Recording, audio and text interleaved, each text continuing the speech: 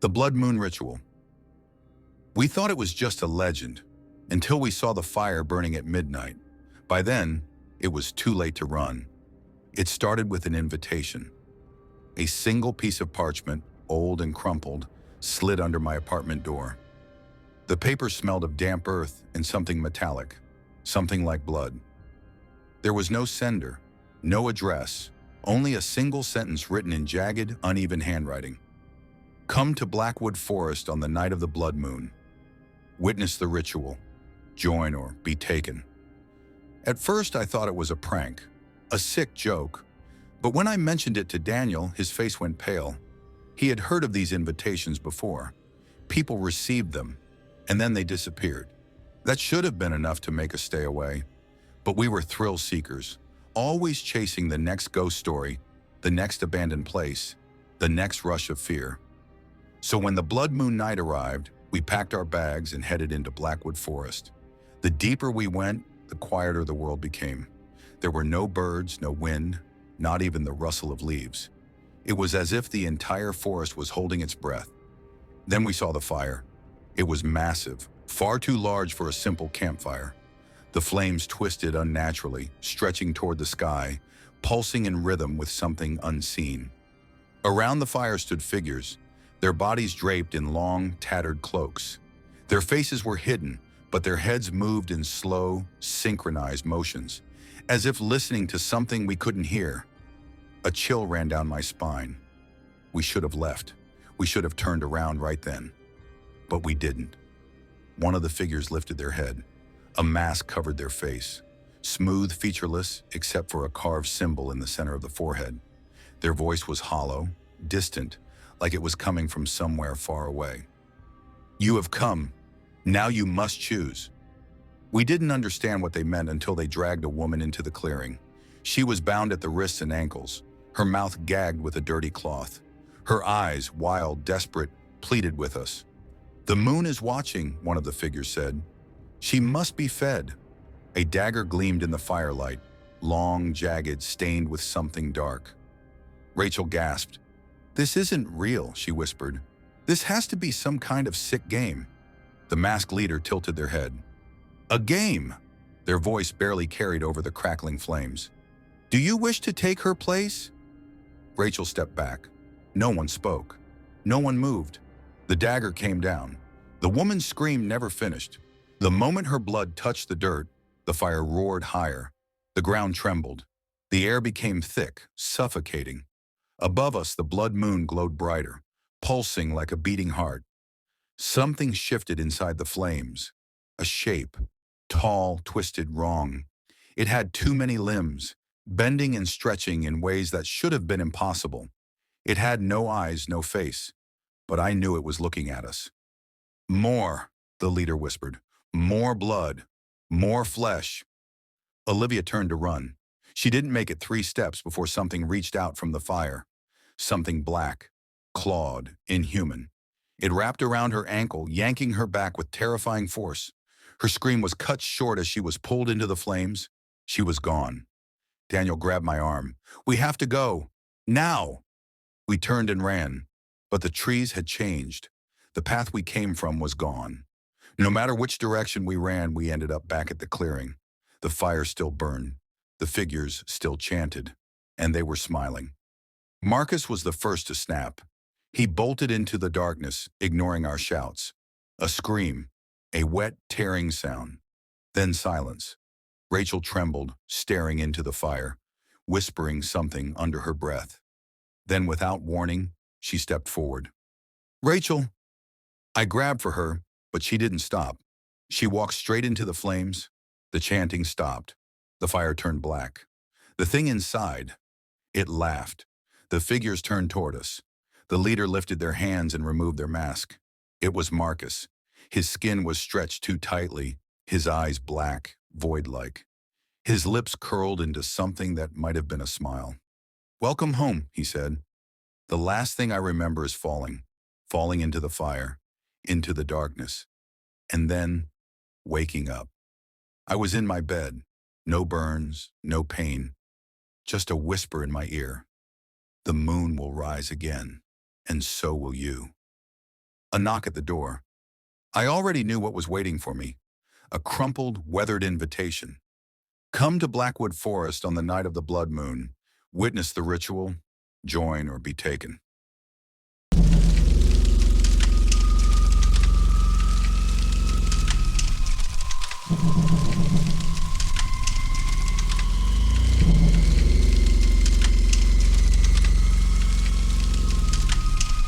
The last witch hunter stood before the burning pyre, watching the flames consume his latest kill. He had hunted witches for years, but this time, something felt different. The fire whispered his name. The wind carried voices he did not recognize. And when he turned away from the smoldering corpse, a shadow moved. His own, but twisted wrong. The hunt was supposed to end here. But what if it was just beginning? The fire burned high, licking at the sky like a living thing, its embers dancing on the night air. The witch hunter stood before it, his face illuminated by the flickering glow. He had done this 100 times before.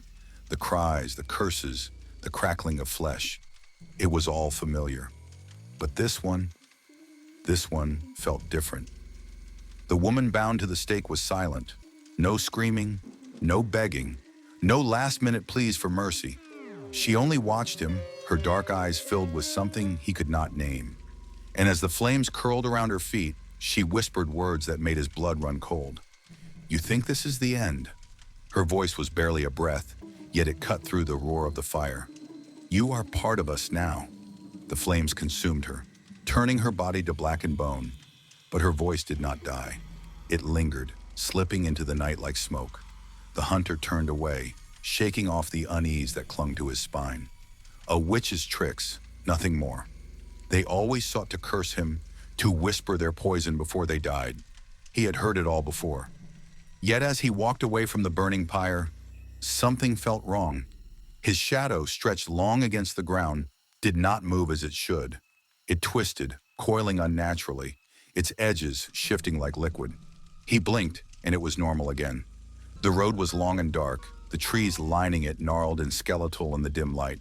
The wind howled through the branches, carrying strange whispers. He gritted his teeth, pushing forward. He was tired, that was all.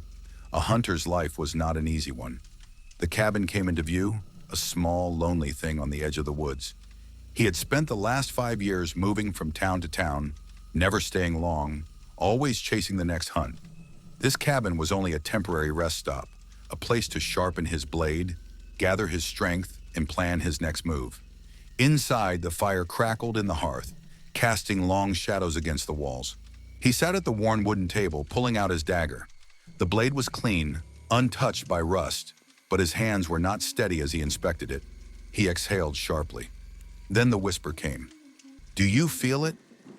His grip tightened around the dagger. He did not move, did not turn his head. It was a trick of the wind. You carry us now. The whisper slithered beneath his skin, curling inside his bones. He stood abruptly, the chair scraping against the floor. His reflection in the blade caught his eye, and for a moment he did not recognize himself. His eyes too bright, too golden, a flicker of something inhuman. He slammed the dagger onto the table. Fatigue, that was all. He needed rest. The night stretched on, heavy and suffocating. Sleep did not come easily. When it did, it was filled with visions, burning bodies, shadows writhing, creeping toward him. A woman's voice whispering in his ear, too close, too knowing. You are one of us now. He woke with a start, heart pounding. The fire had burned low, casting the room in deep, wavering darkness. His breath came short, sharp, a sound, a creak of wood. His hand went to his sword. The cabin door remained closed, but something had moved. His shadow, long and stretched against the wall, was not his own. It shifted. He rose slowly, his body tense, every muscle coiled. The shadow detached from the floor, rising, unfurling. It took shape, his shape, a perfect mirror, yet wrong. The edges of it wavered, flickering like the dying flame. And then it spoke. How does it feel, Hunter? His fingers clenched around the hilt of his sword, but he did not draw it. The shadow took a step forward. You burn them, you destroy them. But where do you think the magic goes? His pulse hammered against his ribs. "We are inside you now," the shadow whispered. "Every witch you've slain, every soul you've burned. You thought you were cleansing the world, but you were only feeding the fire." He could not move, could not breathe. His skin burned, his veins pulsed with something thick and unnatural. The shadow laughed, a dry, rasping sound. "Look at your hands, Hunter." He did, and what he saw made his stomach lurch. His fingertips were dark, his nails blackened like burned wood. The veins beneath his skin pulsed with something other than blood, something deep and gold, something alive. Panic flared in his chest. He lunged, his sword cutting through the air, but the blade met nothing. The shadow twisted, dissolving, reforming on the other side of the room. It grinned. "You cannot kill what you have become." His breath was ragged. He stumbled back, hitting the table. His own reflection in the window stared back at him, golden eyes glowing in the darkness. "No," he muttered. "No, this is not real." The shadow cocked its head. "Deny it all you want. But tell me, Hunter, when was the last time you felt truly human?" His mind raced, searching for an answer, but the memories blurred. How many witches had he slain? How many times had he stood before the fire, watching their bodies turn to ash, the faces blended together, the deaths, the hunts, the towns? Had he ever left the hunt? Or had the hunt become him? A sound broke through the silence, the distant toll of a church bell. Dawn. The shadow stepped back, merging into the darkness, its voice trailing after it like smoke. "You will see the truth soon enough." The sun crept over the horizon, its light piercing through the cracks in the walls. His shadow lay still at his feet, normal once more. But he knew something had changed.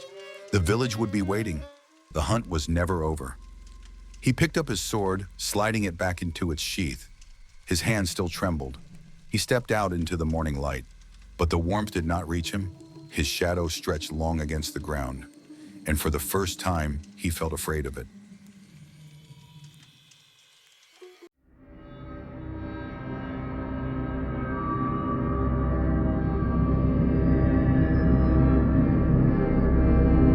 They thought it was just an old village legend, the tale of the fire circle, a cursed place deep in the forest where no one returned. But when a group of travelers takes a shortcut through the woods, they find themselves trapped inside a burning ring of fire. A fire that doesn't burn the trees or the ground, only the flesh of those who dare to cross it. As the flames rise higher, something ancient and hungry stirs within the inferno, whispering their names, one by one. Full horror story, trapped in the fire circle. Chapter 1, The Shortcut. It started with a bad decision. Maya, Arjun, Danny, and Zishan were returning from a road trip when they decided to take a shortcut through the remote forests of Punjab. The GPS lost signal, but the road was clear, so they pressed on. As the sun set behind the thick trees, the road suddenly disappeared into dense undergrowth. "There's no way back," Arjun muttered. Then they saw it, a massive circle of blackened stones surrounding a clearing. In the center, the grass was dead, scorched in a perfect ring. It looked ancient, unnatural. Chapter 2, The First Sign. Zishan, always the daring one, stepped forward. The moment his foot touched the burnt grass, the air changed. A crackling sound erupted around them, and flames shot up, forming a towering wall of fire. It stretched high into the sky, enclosing them in a ring of burning doom. Maya screamed. Arjun grabbed his phone, but there was no signal. Dani rushed to the flames, but the heat was unbearable. It wasn't ordinary fire. It didn't spread to the trees, didn't consume anything, just trapped them inside. Then came the whispers.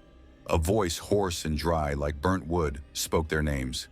Maya, Arjun, Danny, Zishan. Zishan turned pale. "Did you hear that?" Danny clutched her stomach. "It's coming from inside the fire." Chapter 3, The Markings.